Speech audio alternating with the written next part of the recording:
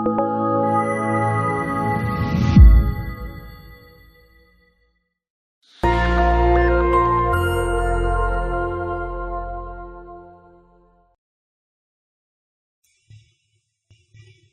छोटा सा दोहा ले रही हूं जिसमें कि वो राधा और कृष्ण की आंखों के जरिए जो शैतानियां होती हैं उसका उन्होंने बहुत सुंदर चित्रण किया है।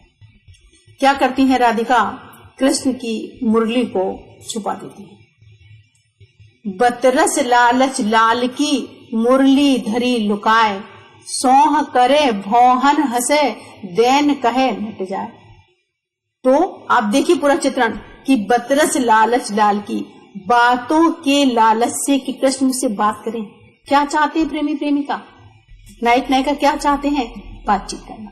तो राधिका भी चाहती है और इसलिए वो क्या करती है, क्या माध्यम बने, कैसे बात करें, उनकी मुरली को छुपा देती है।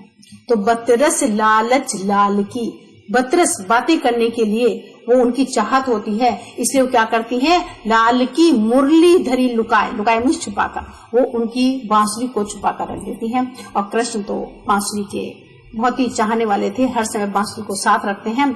और फिर क्या करती है, सिर्फ छुपाती ही नहीं है, क्या करती है, उस मुरली को उनको दिखाती भी है कि सौह करें, उनको बताती भी है इशारों से कि मैंने वो ली है, उनको दिखाती भी है, सौह करे, और फिर भौहन हंसे, और फिर हंसती भी है, हंसी भी आंखों से दिखाई देती है। और देन कहे, फिर बोलती है अच्छा तुम ले लो।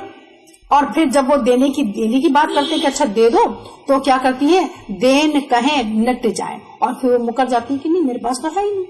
तो आप देखिए कि किशोरावस्था के बालक बालिकाओं का यहाँ पर उन्होंने कितना मार्मिक, कितना सत्य, कितना हूबहू चित्रण करके रख दिया है। जैसे एक किशोरावस्था के जो बच्चे होते हैं, उनका जो शैतानियां हैं, उनकी जो बातें हैं, वो किस तरीके से यहाँ पर मुखरित हो रही हैं कि वो चाहते हैं कि बातें करें और बातों के लालच में मुरली छुपा देती हैं। और जब कृष्ण मुरली और छुपाई नहीं देती, उनको बताती भी कि मेरे पास है, और जब वो कहते हैं कि मुझे दे दो, तब क्या कहती, देन कहे, कहती अच्छा ले लो है, लेकिन कहती नहीं, सिर्फ आंखों के इशारों से बात हो रही है। सब कुछ यहाँ पर बस, कहीं कोई बातचीत नहीं है, सिर्फ आंखों के इशारे हैं। और आंखों से वो क्या संकेत कर देती हैं कि देन कहे और नट जाए, और फिर वो इशारा कर देती है मेरे पास तो है ही नहीं। तो यहाँ पर वो बच्चों का भोलापन और कितना चित्रण उन्होंने मार्मिक किया है, कितना हूबहू चित्रण कर दिया है।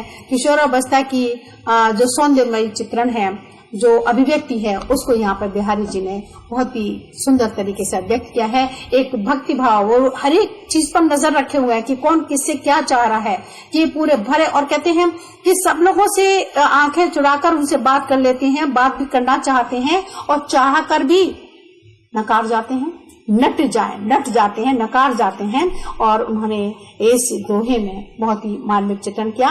कृष्ण और राधा के जो बातचीत है, जो सौंदर्य है, जो प्रेम है, उसकी उन्होंने बहुत सुंदर अभिव्यक्ति की है कि सिर्फ किसके माध्यम से, आंखों से, क्योंकि आंखें प्रेम का आईना है, हृदय का आईना है। जो बात आप मुंह से नहीं कह सकते, वो आप जो अब वाणी के माध्यम से नहीं कह सकते, वो बात आंखों से हो जाती है। और आंखों ही आंखों का, जैसे अभी आपको बताया कि आंखों ही आंखों में क्या कुछ हो जाता है, उसका उन्होंने बड़ा सुंदर चित्रण किया। यहाँ पर कई भाव, संयोग का भाव और शरारत का भाव जो यहाँ पर दिखाई दे रहा है, वो सभी कुछ उन्होंने आंखों का चित्रण के माध्यम से दर्शा दिया है।